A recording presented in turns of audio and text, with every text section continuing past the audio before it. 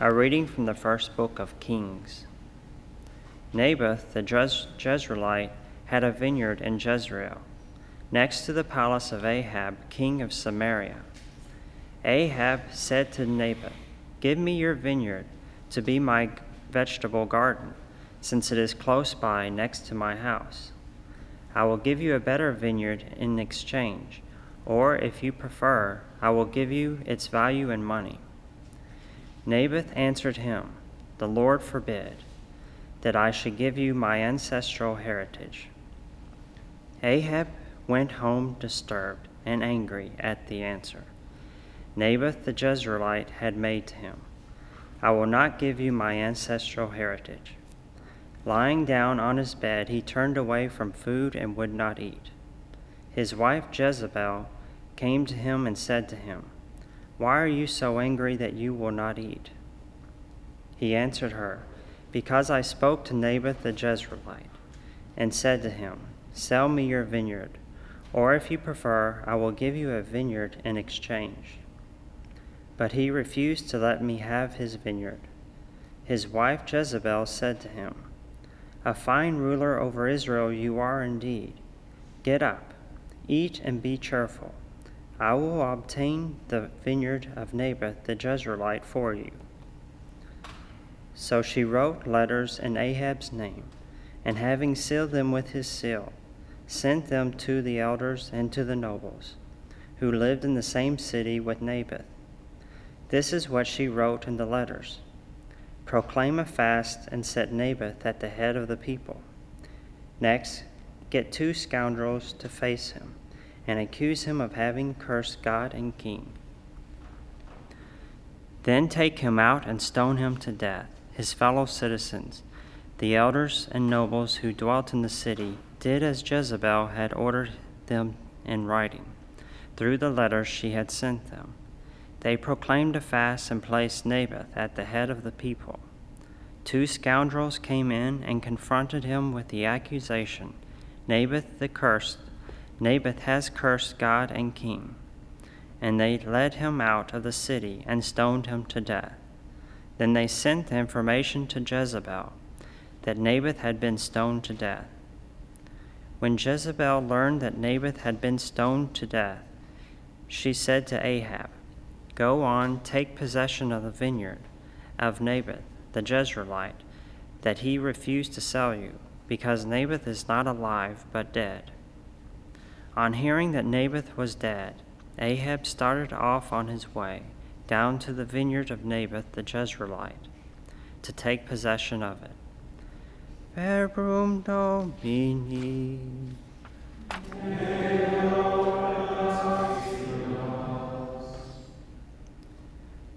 Lord, listen to my groaning. Hearken to my words, O Lord, attend to my sighing. Heed my call for help, my King and my God. Lord, listen to my groaning. At dawn I bring my plea unexpectedly before you. Before you, O God, delight not in wickedness. No evil man remains with you. The arrogant may not stand in your sight. Lord, listen to my groaning. You hate all evildoers. You destroy all who speak falsehood. The bloodthirsty and the deceitful the Lord abhors. Lord, listen to my groaning.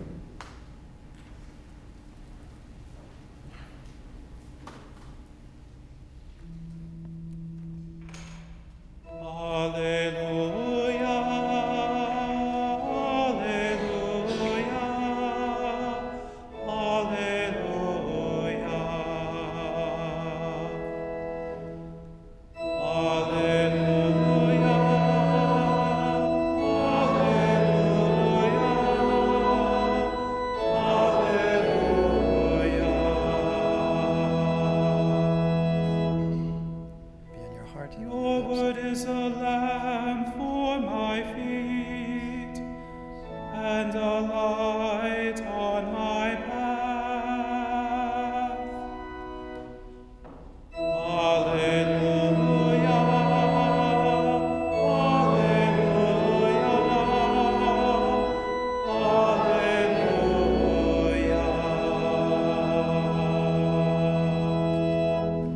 Dominus vobiscum. Et cum spiritu tuo. Lectio Sancti Evangelii secundum Matteum. Gloria tibi, Domine. Jesus said to his disciples, "You have heard that it was said, 'An eye for an eye, and a tooth for a tooth.' But I say to you, offer no resistance to one who is evil.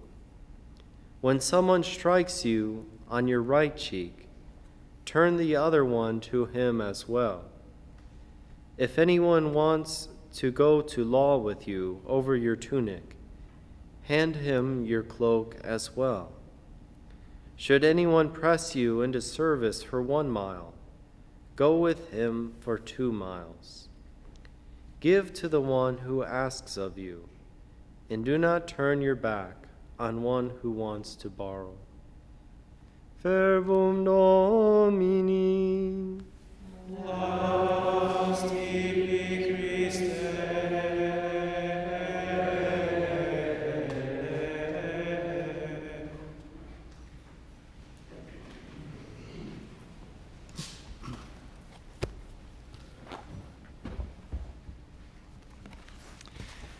In the book of Numbers, we read this: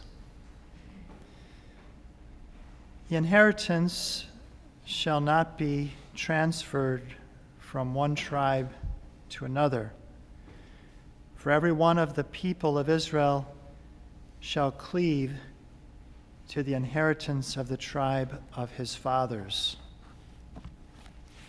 And so we can understand Naboth's hesitation, although the king had offered him a very good deal for his inheritance. It was not something that he was ready to let go of. It was a matter of conscience, really, of being faithful to the law, being faithful to his faith.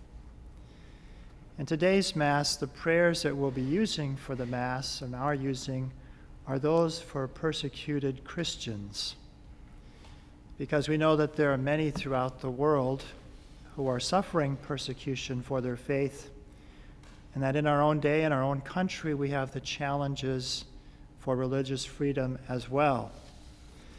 In fact, the Archbishop Silvano Tomasi, who is a permanent observer of the Holy See to the United Nations at Geneva, he addressed a session on human rights this recently, and here's what he said. Terrorists, he said, 70% of the world's population live in countries with high restrictions on religious beliefs. 70% high restrictions on religious beliefs.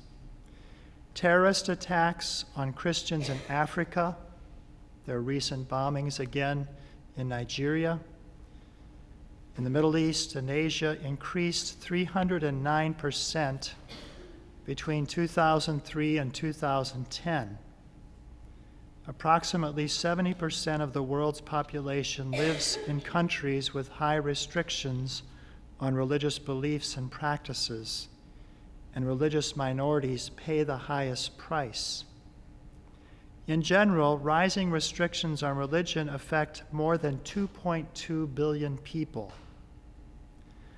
Those affected have either lost the protection of their societies or have experienced some government-imposed and unjust restrictions, or have become victims of violence resulting from an impulsive bigotry. And then he concluded by saying, freedom of religion is not a derived or granted right, but a fundamental and inalienable right of the human person. So this freedom of religion is not something the government gives us. It's inherent in our human dignity, who we are as human beings, to have a freedom of conscience, a freedom of living our faith, of practicing our faith. And when I heard of Jezebel's intrigue in today's first reading, I couldn't help but think how she had some scoundrels falsely accused Naboth, and then he was stoned to death. I couldn't help but think of the plight of some of the Christians in Pakistan, one of those being Asia Bibi. Many of the Christians there, because of the blasphemy laws, that they can be accused without any hearing, as Asia Bibi was. And so simply because she was a Christian, she was accused falsely, and she was given the death sentence. She's presently in prison, the mother of 5 children. There is an appeal for that death sentence. There's a recent book that was written on her life, and in it contains a letter that she wrote to her husband and her children. And she's awaiting this appeal for the death sentence. And here's what she wrote. She said, "My beloved Ashik," which was her husband's name, "my beloved Ashik and my beloved children, since I have returned to my cell and have known that I'm going to die, all my thoughts have turned to you, my beloved Ashik, and you, my adoring children. Nothing pains me more than to leave you alone in total anguish." And she wrote actually a note to each of her children. I'll just point out a couple of those. One was to her 15-year-old son, Isha. "My sweet Isha, you are 15, yet still a little rowdy. Your father and I have always considered you to be a gift from God. You are so kind and generous. Don't try to understand why your mother is no longer at your side, but you are so present in my heart. You have a small place there reserved only for you." And to her 9-year-old Isham, "My little Isham, you are only 9 and you are going to lose your mother. My God, how unfair life can be. But since you will continue going to school, you will be well prepared to defend yourself against the injustice of men." And she concluded to her children, "My children, do not lose courage or faith in Jesus Christ. Better days shall smile upon you, and up there, when I am in the arms of the Lord, I will continue to watch over you. My daughters, I hope you are fortunate enough to find a husband like your father. Ashik, I have loved you since the first day, and the 22 years we have spent together prove it. I have never stopped thanking heaven for finding you, for being fortunate to have a marriage that was based on love. We both had personalities that perfectly matched. Slanderous individuals have crossed our path. Behold, there you are with the fruit of our love. Keep guard over the courage and pride of our family. My children, the greatest desire of your father and I has been to be happy and to make you happy, even though life is not easy every day. We are Christians and poor, but our family is a light.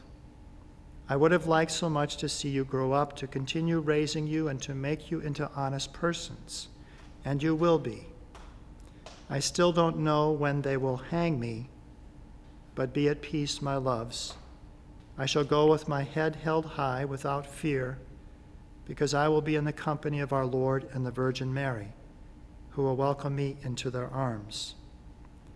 My good husband, continue raising our children like I would have liked to have done with you. Ashik, my beloved children, I shall leave you forever, but I will love you for all eternity. Mom.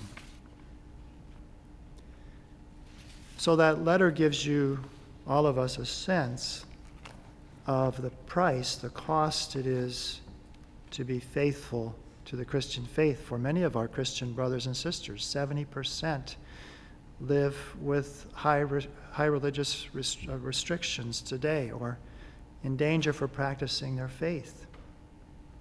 And so it is for us to be those who stand up for religious freedom in our country as it's being threatened today. And what does today's gospel point out to us? It points out to us that we are not those who are followers of Christ. We are not those who seek revenge, even for those who are doing evil to us. Certainly we are called to stand and to be strong and to defend what is right and good and religious freedom, but we're not those who are seeking revenge. And the Lord, in quoting the Mosaic Law was actually putting limitations on people seeking revenge. The punishment could not outweigh the crime. So it was like bringing a limitation rather than someone seeking a revenge, and I'm going to do worse to you than you did to me, and you return worse to me than I had done to you, and that endless cycle of violence that we see in so many places. The Mosaic Law was putting a limitation on that the punishment could not be greater than the crime. But there were still those that were using it as a way to justify getting revenge. And so the Lord says, but what I say to you is offer no resistance to one who is evil. Turn your other cheek. And to be generous. When one asks of you, do not turn your back on one. If he asks you to go into service for a mile, go with him 2 miles. So we are not those who seek revenge. In fact, Christians are those that want to bring goodness into society. They want to love. They want to serve. They want to support life and encourage life. And that's why the present struggle in our own country, in the United States, is so important for us to be involved in that. Because we simply are wanting the freedom to be able to continue these works of charity today. And for those that may say, well, this is kind of an exaggerated response, and the bishops now are saying there's going to be a fortnight of freedom. It's going to be 14 days starting this Thursday, June 21st, through our Independence Day, July 4th, of special prayers, of education, and so on, to raise this issue of religious freedom. And the bishops on their website, in talking about religious freedom, they talked about some of the ways we've already lost our freedom. And so, for example, this is one of the issues they mention on their website. Catholic foster care and adoption services. Boston, San Francisco, the District of Columbia, and the state of Illinois have driven local Catholic charities out of business of providing adoption or foster care services by revoking their licenses, by ending their government contracts, or both, because those charities refuse to place children with same-sex couples or unmarried opposite-sex couples who cohabit. So this is one thing where simply we're in the case of Boston, they had been helping children to find homes for over 100 years. And they were one of the organizations that could place some of the more difficult children to place because of severe handicaps and other things. They were able to find homes for these children. Driven out of business because they wouldn't compromise on their religious beliefs, on our religious beliefs. That's one case. Another case recently that they mentioned on their website, discrimination against Catholic humanitarian services. Notwithstanding years of excellent performance by the United States Conference of Catholic Bishops' Migration and Refugee Services in administering contract services for victims of human trafficking. So there's the organizations in the Catholic Church that have helped to put an end to human trafficking or help those who have been suffered as victims, as slaves in human trafficking. The federal government changed its contract specifications to require us to provide or refer for contraceptive or abortion services in violation of Catholic teaching. Religious institutions should not be disqualified from a government contract based on religious belief.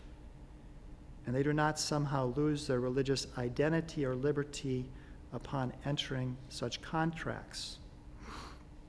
And yet a federal court in Massachusetts, turning religious liberty on its head, has since declared that such a disqualification is required by the First Amendment, that the government somehow violates religious liberty by allowing Catholic organizations to participate in contracts in a manner consistent with their beliefs on contraception and abortion.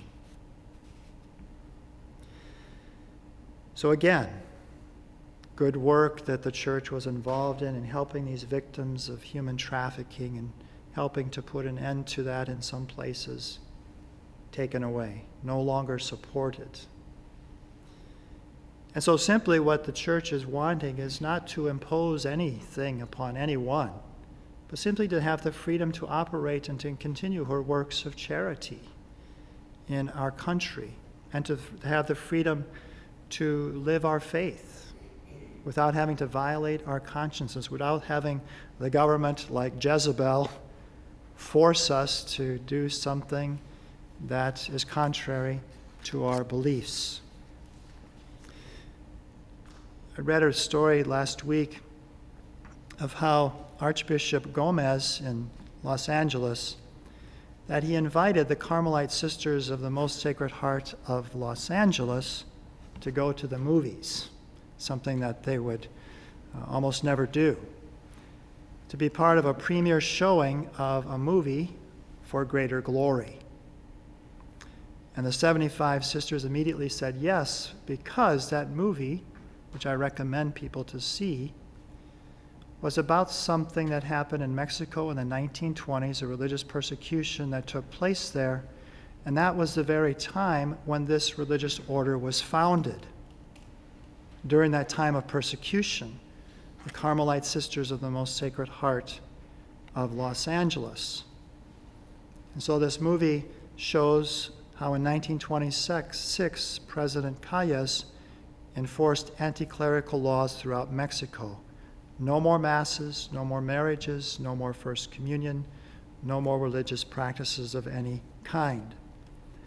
And one of the sisters, talking about this movie and about their own community's founding, said, "Our community was born in religious persecution.